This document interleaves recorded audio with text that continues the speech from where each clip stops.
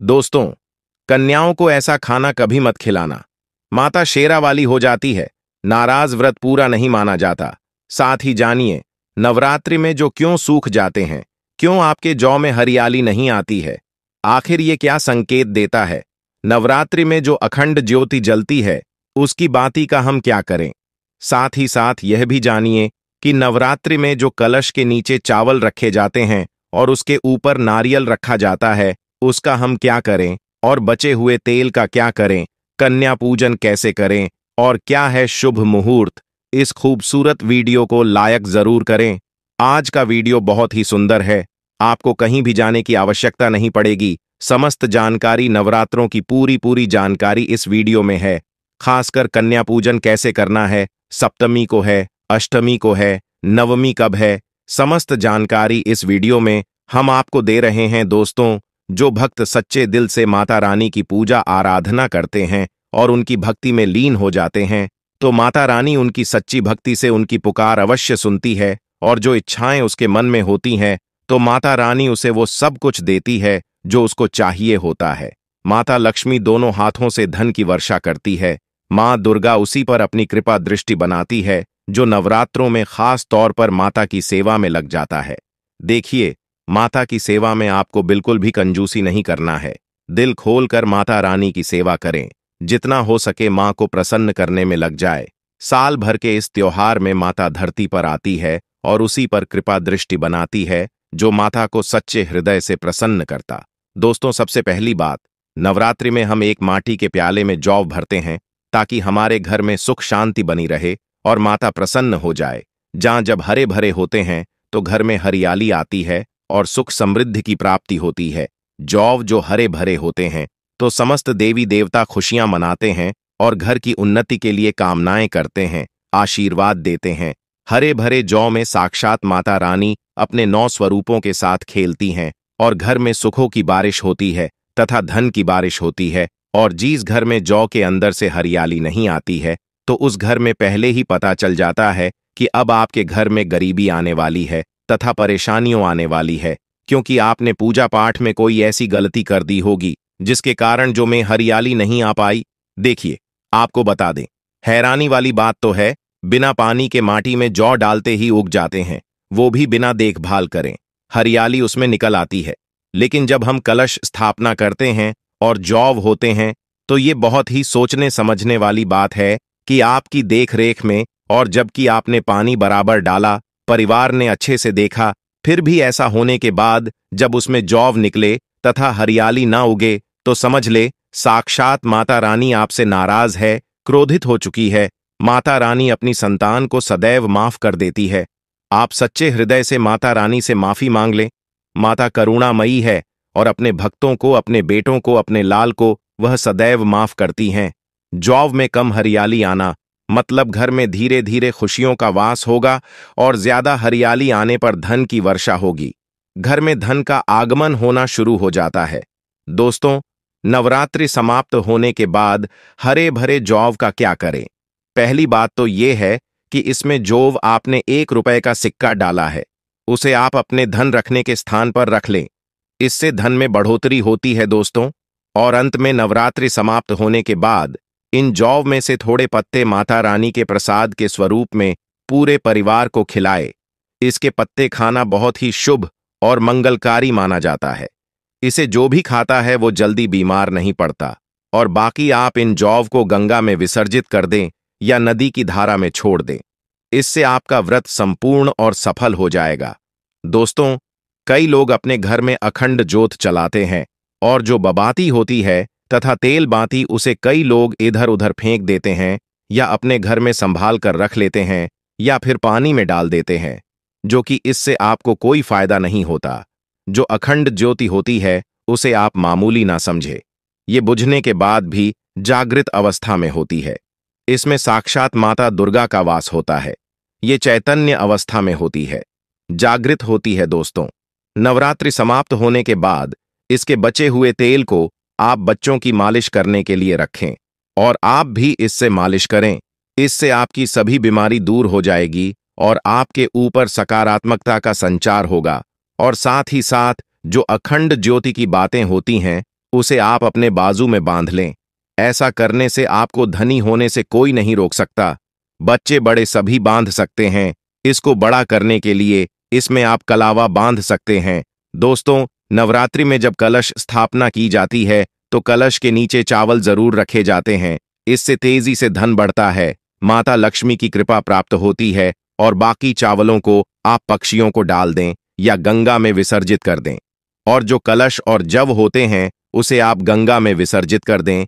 ऐसा करने से नवरात्रि का संपूर्ण फल प्राप्त होता है और व्रत रखने का फल शीघ्र ही मिलता है। और दोस्तों, भूल कर भी ये गलती कभी मत करना। गंगा में कचरा आदि धूप बत्ती के डिब्बे, माचिस के डिब्बे भूल कर भी मत डालना। सड़े गले फूल गंगा में नहीं डालना चाहिए। इससे उल्टा व्यक्ति नरक में चला जाता है और परिवार में गरीबी का वास हो जाता है। गंगा मैया क्रोधित हो जाती है और श्राप देती है। इसीलिए ऐसा घोर पाप कभी मत करना। इसके पीछे एक कथा है। जब गंगा मैया भगवान शिव से शिकायत लेकर पहुंची, तब भगवान शिव कहते हैं, जो मनुष्य गंगा को मैला करेगा वह कभी पवित्र नहीं कहलाएगा। वह हमेशा नरक में भटकता रहेगा। उसे मोक्ष प्राप्त नहीं होगा। वह नरक के भांति इसी पृथ्वी लोक में भ्रमण करता रहेगा। इसीलिए गंगा को मैला नहीं करना चाहिए, नहीं तो आपका समस्त पुण्य नष्ट हो जाएगा। आपका पुण्य भूत पिशाच को प्राप्त हो जाएगा। दोस्तों, अगर आपको माता रानी की चुनरी उपहार में मिली है, जैसे जागरण आदि से या किसी पंडाल से या धार्मिक यात्रा से, तो ऐसी माता की चुन्नी बहुत ही शुभ मानी जाती है। इससे आपका वैवाहिक जीवन सफल हो जाता है। माता रानी की चुन्नी को आप संभाल कर रखें। बट सावित्री व्रत आदि में या किसी पर्व पर त्योहार में अवश्य पहने। इसमें माता रानी का आशीर्वाद होता है जो आपको प्राप्त हुआ है। ऐसी चुनरी सदैव संभाल कर रखें। नवरात्रि में बिना व्रत बिना पाठ के आपको संपूर्ण नवरात्रि का फल मिल जाएगा। ये वीडियो ध्यान से देखना। अगर आपने व्रत नहीं रखा है, कोई बात नहीं, आपको परेशान नहीं होना है, क्योंकि कभी कभी हम काम के चलते या फिर ऑफिस वर्क होता है या कभी कभी कुछ ऐसे हम कामों में फंस जाते हैं जिसके कारण हम माता रानी के नवरात्रों में उनको टाइम नहीं दे पाते। तो आपको परेशान नहीं होना है। अगर आपने व्रत नहीं रखा है, कोई बात नहीं, पूजा नहीं कर रहे हैं, नवरात्रि में कोई बात नहीं दोस्तों, बस ये काम आपको कर लेना है। नवरात्रि में जितने भी लोग पूजा पाठ करते हैं उससे भी आपको अधिक बढ़ करके फल प्राप्त होगा। तो ये वीडियो ध्यान से देखना। आज की जो मैं वीडियो बताऊंगा बहुत ही सुंदर है, ज्ञानवर्धक जानकारी है। इस प्रकार की जानकारी आप लाखों रुपए खर्च करेंगे फिर भी कोई नहीं बताने वाला। हमारे चैनल का मकसद है जनहित एवं जन कल्याण करना, इसलिए आप लोगों को इस प्रकार की अच्छी अच्छी जानकारी सिखाते हैं। तो आइए इस वीडियो में जानते हैं, नवरात्रि में ऐसा कौन सा कार्य करने से बिना व्रत, बिना पूजा या फिर बिना कन्या भोजन के सारे फल की प्राप्ति हो जाती है, केवल सच्चे मन से। अगर नवरात्रि के समय में कोई भी व्यक्ति पूरे मन के साथ, पूरे विश्वास के साथ, सच्ची लगन आस्था के साथ अगर दुर्गा सप्तशती में वर्णित सिद्ध कुंज का स्रोत का पाठ कर लेता है तो संपूर्ण दुर्गा पाठ का फल उन्हें प्राप्त हो जाता है। जो भी आप व्रत रखते हैं, माता रानी के लिए आप चाहते हैं कि माता रानी का आपके ऊपर आशीर्वाद प्राप्त हो, माता रानी की कृपा मिले, आपकी कोई अधूरी मनोकामना है, वो चाहते हैं आपकी अधूरी मनोकामना पूर्ण हो जाए। सरकारी नौकरी हेतु पितृदोष, राहु दोष, क्षति में वर्णित सिद्ध कुंज का स्रोत का पाठ जरूर करना। पूर्ण रूप से आपको नव दुर्गा माता का पूजा पाठ करने से, नव दुर्गा के 9 दिन व्रत करने से, कन्या भोजन कराने से जो फल प्राप्त होता है, दोस्तों केवल इस पाठ को सच्चे मन से अगर एक दिन, अगर आप जो है नवरात्रि के दिन एक दिन बस केवल आप जो है बैठ करके जप लेते हैं तो पूर्ण रूप से आपको फल प्राप्त हो जाता है। मैं आप लोगों को बताना चाहूंगा, जो लोग सामर्थ्यवान हैं ऐसे लोगों को कन्या पूजन भी जरूर करना चाहिए। मैं कल की भी वीडियो में बताया हूं। अब कन्या पूजन का बेनिफिट क्या है तो माता रानी स्कंद पुराण में भी लिखा है और कई सारे हमारे जो है देवी पुराण में भी इसका वर्णन मिलता है। माता रानी जितना पूजा पाठ से प्रसन्न होती है उतना ज्यादा कन्या भोजन कराने से हो जाती है, क्योंकि कन्याओं को देवी का स्वरूप माना जाता है। और जो कन्या होती है नवरात्रि के समय में ये साक्षात नव दुर्गा का स्वरूप हो जाती है। मैं कन्या पूजन के बारे में विस्तार से वीडियो के अंत में बताऊंगा, तो वीडियो में कंटिन्यू बने रहना। कन्या पूजन कैसे करना है और क्या मुहूर्त है, सब बताऊंगा। दोस्तों, दूसरी जानकारी बता रहा हूं। ये जानकारी आपकी जिंदगी में बाहर लाएगी, आपके जीवन में चल रही परेशानी को दूर करेगी, क्योंकि हम आप लोगों को बहुत सरल सरल साधारण सी विधि बताते हैं जिसमें आप सभी दर्शकों का कल्याण छुपा होता है। तो नवरात्रि के दौरान आपको एक पुष्प का पौधा जरूर लगाना है। मैं इसका फायदा भी बताऊंगा। कौन कौन से पुष्प लगाने चाहिए, हमारे धर्मशास्त्रों के अनुसार कहा गया है। दोस्तों, अगर कोई व्यक्ति मंदिर के किनारे में मदार का पौधा लगा दे, ध्यान से सुनिए, जो सफेद कलर का मदार का पौधा होता है, तो उसका पौधा आपको जो है पुण्य की प्राप्ति देगी। जो व्यक्ति चढ़ा रहा है उसको आधा फल मिलेगा और आधा फल आपको प्राप्त होना शुरू हो जाएगा। तो मदार का पौधा अगर कोई भी व्यक्ति नवरात्रि के समय में किसी भी शिव मंदिर है, माता रानी का मंदिर है, उनके समीप में जाकर के लगाता है तो अक्षर पुण्य की प्राप्ति होती है। न इसमें आपको व्रत करना है, न पूजा पाठ करने की जरूरत है। बस आप जो है कोई भी फूलों का पौधा लगा सकते हैं। इस श्रेणी में आते हैं जैसे मदार का पौधा, सदाबहार का पौधा। सदाबहार हमेशा हरियाली रहता है और ये हमेशा फूलते हैं। ऐसे फूल का आपको चयन करना है जो हमेशा फूलते रहे, जिसमें फल फूल आते रहे। कनेर का पौधा, जो कनेर का पौधा है, ये देवी माँ का श्रृंगार कहा गया है। कनेर के पौधे से अगर कोई भी व्यक्ति कनेर का पौधा, सफेद कलर का अगर कनेर है, तो फिर इसे अति उत्तम माना जाता है। कनेर के पौधे को पार्वती का स्वरूप कहा गया है। धर्मशास्त्रों में तो कनेर का पौधा चढ़ाने से माता रानी बहुत प्रसन्न होती है और गोदान के बराबर हमें फल की प्राप्ति होती है। आप चाहते हो तो गुड़हल का पौधा लगा सकते हैं। दोस्तों, मंदिर के किनारे में, देवी मंदिर के किनारे में अगर कोई भी व्यक्ति गुड़हल के फूल का पौधा लगता है तो हमारे धर्मशास्त्रों में ऐसा कहा गया है, गुड़हल के वृक्ष पर साक्षात जगदम्बा का वास होता है। जी हां, ये मैं कोई हवा में हवाई बात नहीं कर रहा हूं, प्रमाणित बात कर रहा हूं। धर्मशास्त्रों में भी लिखा है। आप माता रानी को 56 भोग लगाएं या ना लगाएं, कोई श्रृंगार का सामान चढ़ाए या ना चढ़ाए, इससे कोई फर्क नहीं पड़ता। लेकिन अगर कोई भी व्यक्ति नवरात्रि के समय में गुड़हल का पुष्प माता रानी को सच्चे मन से करके माला बना करके माता को चढ़ा देना, संपूर्ण व्रत का फल मिल जाएगा। आपने नवरात्रि का व्रत रखा हो या ना रखा हो, इससे कोई फर्क नहीं पड़ता।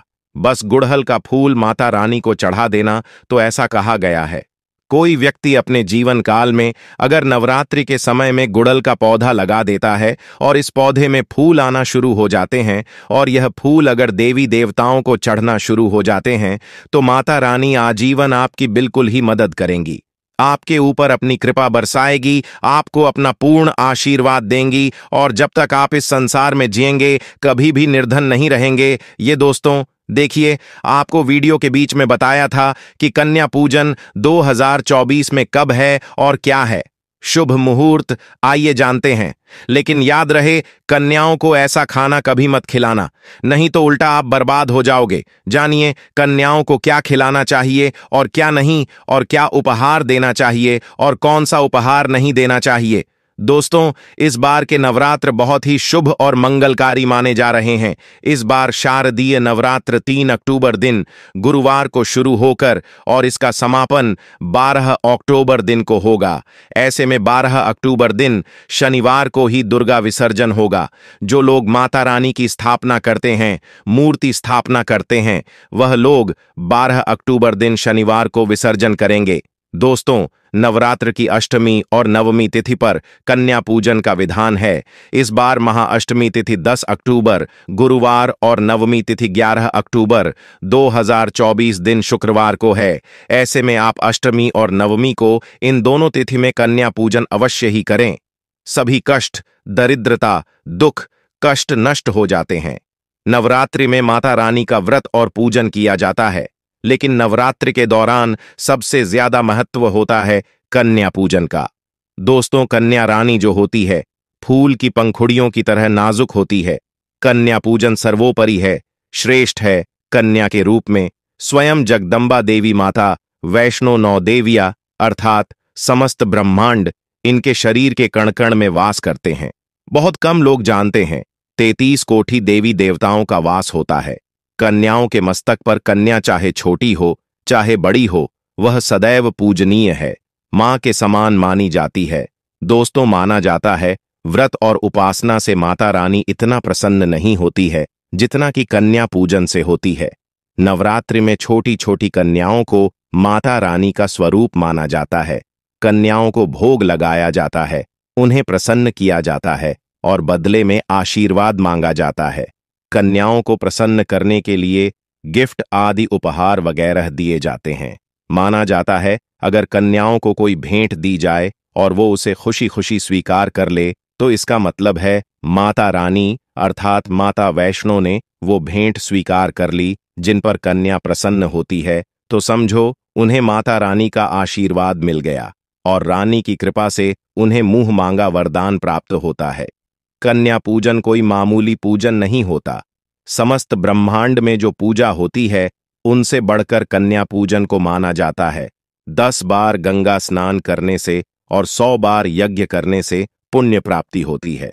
नवरात्रि में 2 साल से लेकर 10 साल तक की कन्या का पूजन होना चाहिए। अष्टमी अथवा नवमी को कन्याओं के पैर धोकर भोजन कराना, उपहार आदि देना श्रेष्ठ माना जाता है, दुर्लभ माना जाता है। ऐसा मौका कभी हाथों से नहीं जाने देना चाहिए। इस दिन जितना ज्यादा हो सके कन्याओं को हाथ पकड़कर, पैर पकड़कर अपने घर तक लेकर आए। और हां, माता को एक लायक जरूर करें। लायक करने में कंजूसी ना करें। दोस्तों, कैसे करें कन्याओं का स्वागत? कन्या जब आपके घर आए तब सभी के पैरों को दूध और पानी से उनके पैरों को धुलाना चाहिए। खासकर मर्दों को कन्याओं के पैरे अवश्य धोने चाहिए। इससे मैया वैष्णो प्रसन्न होती हैं। दोस्तों, फिर उसके बाद कन्याओं को किसी साफ जगह पर जमीन पर कपड़ा बिछाकर बैठाना चाहिए। उनके माथे पर अक्षत, फूल और कुमकुम लगाना चाहिए। फिर उसके बाद भोजन ग्रहण करवाना चाहिए। लेकिन हमेशा याद रहे, कन्याओं की थाली में 3 पूरियां कभी ना रखें, नहीं तो घोर अशुभ माना जाता है। 3 पूरियां तथा 3 रोगियों मरने वाले व्यक्ति के लिए निकाली जाती है और जेल में कैदियों के लिए दी जाती है। ऐसे में कन्याओं को उनकी थाली में 3 पूरी कभी ना दें, लेकिन 1-2 करके पूरियां दे सकते हैं। इससे 3 संख्या बढ़ जाती है और दोष भी नहीं लगता। दोस्तों, कन्याओं को खाना खिलाने के बाद अंत में कन्याओं के सिर पर लाल चुनरी उड़ाना चाहिए। कन्याओं को डब्बा बंद कोई भी ऐसी चीज न खिलाएं जिसमें लहसुन प्याज होता है। कई चीज तो ऐसी होती है मार्केट में जिसके अंदर लहसुन प्याज का इस्तेमाल होता है। ऐसा आप कभी मत करना। दोस्तों, कई लोग कन्या पूजन में खाना घर पर नहीं बनाते और मार्केट से रेडीमेड लाकर ही खिलाते हैं तथा दही जलेबी खिलाते हैं, जो कि शुभ नहीं माना जाता। दोस्तों, ऐसा खाना वो लोग खिलाते हैं जिनके घर में मान लीजिए कोई दुर्घटना, आंधी हो गई है या घर में कोई बीमार है या कोई मुसीबत है, तब वो ऐसा करते हैं। लेकिन अगर आप स्वस्थ हैं, आपको कोई पीड़ा नहीं है, तो ऐसा भूल कर भी नहीं करना चाहिए। माता रानी दही जलेबी नहीं, आपके हाथों का बना भोजन खाना चाहती है, आपका प्यार चाहती है। फिर चाहे आप घर में एक ही पूरी क्यों ना बनाएं माता के लिए, पर आप स्वयं ही अपने हाथों से माता रानी को भोजन खिलाएं। देखिए, भले ही आप दही जलेबी खिला सकते हैं, परंतु माता को घर का बना हुआ शुद्ध भोजन ही अति प्रिय है। खासकर नवरात्रों के दौरान घर में पक्का खाना अवश्य बनाना चाहिए। माता रानी बहुत प्रसन्न होती है। घर का बना पक्का खाना ही कन्याओं को खिलाना चाहिए। हमेशा याद रखें, कन्याओं को प्लास्टिक के बने धोने में खाना नहीं खिलाना चाहिए। ऐसे बर्तन पूजा पाठ के लिए शुभ नहीं, अशुभ होते हैं, क्योंकि प्लास्टिक के ज्यादातर बर्तन जो होते हैं जानवरों की हड्डियों द्वारा बनाए जाते हैं। मित्रों, शुक्रवार का दिन माता संतोषी को समर्पित होता है और माता संतोषी नवरात्रों के दिनों में सक्रिय अवस्था में होती है, यानी वो भी 9 देवियों के साथ में आपके घर में आती है। इसीलिए कन्याओं को भूलकर भी शुक्रवार का दिन अगर पड़ जाए तो खट्टी चीज घर में नहीं बनानी चाहिए और कन्याओं को भी खट्टी चीज नहीं खिलानी चाहिए। घोर पाप लगेगा आपका, किया कराया सब बर्बाद हो सकता है। खट्टी चीजों से माता संतोषी रुष्ट हो सकती है, चिढ़ सकती है, आपको श्राप दे सकती है। इसीलिए नादान ना बने दोस्तों। भोजन करने के बाद कन्याओं की थाली में एक लौंग जरूर रखना चाहिए, क्योंकि लौंग देवी शक्ति तथा दुर्गा मां को बहुत प्रिय है। लौंग माता शक्ति का प्रतीक होती है। लौंग में नव दुर्गा का वास होता है। इन 9 दिनों में माता रानी को लौंग का भोग ही लगाया जाता है, तो खाना खाने के बाद कन्याओं को लौंग अवश्य अर्पित करें। माता रानी को अमृत से बढ़कर लौंग प्रिय है। इसीलिए कन्याओं को थाली में चुपचाप एक लौंग जरूर रख दे। आपका भाग्य चमक जाएगा। माता लक्ष्मी आपकी जीवन में धन की कोई भी कमी नहीं होने देगी। दोस्तों, आपको बता दे कन्याओं को उपहार में क्या दे। कन्याओं को खुश करने के लिए उनकी थाली में दक्षिणा डालें, ताकि आपके घर में संपन्नता बनी रहे तथा धन की कोई भी कमी ना हो। कन्या जब आपके घर से खुशी खुशी धन लेकर जाती है, तो वह भी आपको खुशी खुशी कई गुना आपको धन प्रदान करती है। इस समय कंजूसी मत करना। खुशी खुशी कन्याओं को धन अवश्य देना। कन्याओं को कोई सुंदर गिफ्ट दे सकते हैं। शास्त्रों में बताया जाता है कि कन्या जितना खुश होती है, माता रानी उतनी ही जल्दी फल की प्राप्ति प्रदान करती है। ऐसे में आप कन्याओं को चॉकलेट बॉक्स दे सकते हैं। भक्तों, सच्चे दिल से मांगी हुई मुराद माता रानी अवश्य ही पूरी करती है। सच्चे दिल का मतलब होता है मन में कोई भी लालच ना हो, और अगर वो लालच माता को पाने के लिए बन जाए तो उसे बोलते हैं सच्ची श्रद्धा और सच्ची भक्ति। ऐसी भक्ति के आगे स्वयं 33 कोटि देवी देवता आपको नमस्कार करते हैं। ये दोस्तों, नवरात्रों के दिनों में अगर मिल जाए आपको ये संकेत, तो समझो माँ दुर्गा आपके घर में आ चुकी है। यह संकेत बताते हैं माँ दुर्गा का आशीर्वाद आपको प्राप्त होने वाला है। तो आइए शुरू करते हैं। पहला संकेत, जब आप कलश स्थापना करते हैं तो जौ से निकली हरियाली बहुत ही शुभ मानी गई है। कहा जाता है कि जौ से निकली हरियाली हमारे भविष्य में होने वाले अच्छे और बुरे होने का संकेत देती है। यह सभी बातें हमारे आने वाले साल का भविष्य बताती हैं। यदि आपने जॉब हैं और वो किसी कारणवश नहीं हो पाए हैं, तो ये संकेत बड़ा ही मनहूस माना गया है। कहा जाता है कि नवरात्रों में जो अगर सूख जाते हैं या बढ़ते नहीं हैं, तो आपको समझ लेना चाहिए कि ये साल आपका खराब होने वाला है तथा घर में कोई बीमारी आने वाली है या दिन या कोई घटना घटने वाली है। दोस्तों, ये धन हानि का संकेत माना गया है, क्योंकि आपने कोई ना कोई गलती ऐसी कर दी होगी जिसके कारण माता रानी नाराज हो गई है। इसीलिए माता से आप क्षमा अवश्य मांग लें। माँ अपने भक्तों को अवश्य माफ करती है। एक माँ ही होती है जो अपने बेटे को, अपने लाल को हर गलती पर माफ करती है। लेकिन ऐसा बेटा किस काम का जो माँ से माफी ना मांगे। माता रानी से अपनी गलती की माफी अवश्य मांग लें। माँ वैष्णो अपने भक्तों को कभी निराश ही नहीं करती, बल्कि उन्हें धन धान्य से और खुशियों देती है। दोस्तों, यदि आपकी नींद नवरात्रि के दौरान सुबह 4 बजे के आसपास खुलती है, तो इसे बड़ा ही शुभ संकेत माना जाता है, क्योंकि यह समय ब्रह्म मुहूर्त कहलाता है। इस समय देवी शक्ति अपने सच्चे भक्तों को ही जगाती है। इस समय उठाना मतलब माता की कृपा प्राप्त करने के बराबर माना गया है। ये संकेत बताते हैं कि माता की सच्ची भक्ति का प्रभाव आपके ऊपर हो चुका है और माता रानी आपको जल्दी ही कोई खुशखबरी देने वाली है। माँ आपकी सच्ची भक्ति से बहुत खुश है। दोस्तों, यदि नवरात्रि में आपका मन प्रसन्न होने लगे, पूजा पाठ में आपका मन लगने लगे, पूजा करते समय मन का शांत होना ये दर्शाता है कि आपको बहुत जल्द माँ की कृपा प्राप्त होने वाली है। माता रानी आपकी भक्ति से बहुत खुश है। आपकी भक्ति माता रानी को आनंद दे रही है। ऐसे व्यक्ति को समझ जाना चाहिए कि उसके जीवन में अब अच्छा समय आने वाला है। दोस्तों, नवरात्रि के दौरान अगर माँ के गले से फूल गिर जाए तथा जो के हरे भरे पत्ते अगर बिन हवा के हिल जाए, तो इसे अति उत्तम माना गया है। ये संकेत बताता है कि माता रानी का आगमन आपके घर में स्थायी रूप से हो चुका है। आपको माता लक्ष्मी की कृपा प्राप्त होने वाली है। ये संकेत कुछ खास लोगों को ही दिखाई देते हैं। माना जाता है कि अगर पूजा करते समय धुआं अधिक बढ़ जाए, तो इससे यह पता चलता है कि आपके घर से गरीबी हमेशा हमेशा के लिए जाने वाली है। तो भक्तों, गाय के माथे पर कुमकुम लगाना ना भूले तथा गाय को रोटी जरूर खिलाएं। इससे मां दुर्गा अत्यंत प्रसन्न होंगी और आपकी झोली खुशियों से भर देंगी। द्वार पर गाय का बार बार आना भी जीवन में आने वाले अच्छे संकेतों की ओर इशारा करता है। दोस्तों, सपने में शेर का दिखाई देना। अगर आपके सपनों में मां दुर्गा दिखाई देती है, अर्थात कोई भी देवी अगर आपके सपनों में दिखाई देती है, तो बड़ा ही शुभ माना गया है। नवरात्रों में पावन अवसर पर माता के दर्शन किसी खास भक्तों को ही होते हैं। ये सपने कभी किसी को शेयर मत करना। यदि माता की सवारी तथा शेर रात्रि में सपनों में बार बार दिखाई देता है, तो मां दुर्गा आपसे प्रसन्न है। यह संकेत बताते हैं कि जल्द ही आपकी कोई मनोकामना अवश्य पूर्ण होगी और आपके शत्रुओं का नाश हो जाएगा। शत्रु आपके नाम से ही थर थर कांपने लगेंगे। मां दुर्गा का वाहन शेर है, इसीलिए नवरात्रों में शेर का दिखाई देना अत्यंत शुभ संकेत होता है। दोस्तों, यदि कोई छोटी कन्या आपको सुबह सुबह लाल वस्त्र धारण किए हुए दिखाई देती है तो आपने साक्षात मां दुर्गा के दर्शन किए हैं।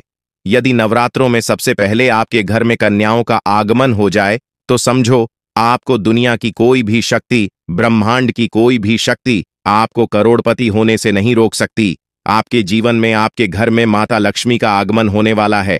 आप दिन दुगनी रात चौगुनी तरक्की करेंगे। अब आप खुशियां मनाइए। भक्तों, वीडियो पसंद आई हो तो लाइक जरूर करें। धन्यवाद।